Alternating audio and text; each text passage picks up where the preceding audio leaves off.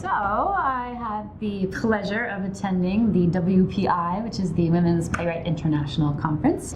It was in Santiago, Chile this year, and they have a conference every 3 years. And women from all over the world come together, and there are play readings and workshops and performances and keynote speeches, and it's just this fabulous networking opportunity where you meet all these amazing women from all around the world, and you learn about what they're doing, like in terms of politics, but also aesthetics and theatrical practices, and sometimes some interesting partnerships and collaborations come out of it. So the Chile Santiago conference was super fascinating for so many reasons, but one for me, it was very interesting being in a post-dictatorship climate and talking to people who are living that experience, the millennials who are trying to understand what's wrong with their parents.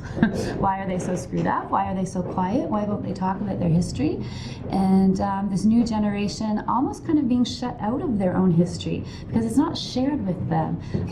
Probably the parents are trying to protect them. One of the things I learned also at this conference, which I wasn't aware of, is this whole new right-wing, new right-alt movement that's been going on, which I was for some reason under the impression that this was a Western phenomenon and something we were dealing with in the Western world. Having spoken with women from so many different countries all over the world, I learned that this is a global phenomenon right now. It is not Western, it is happening everywhere.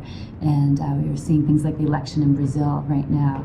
And I realized how even scarier times are than I originally thought. It looks like we're sliding into fascist dictatorship territory, which I guess makes things like these conferences and the whole EDI movement, equity, diversity, and inclusion, more important than ever. Gender should still be a priority. It's not a done deal. Things are not all fixed and great, but definitely improving. And I think so much of that has to do these days with social media and the internet. So this is nothing new. People have been working on these initiatives and improving equity since the 60s, well, since forever, really.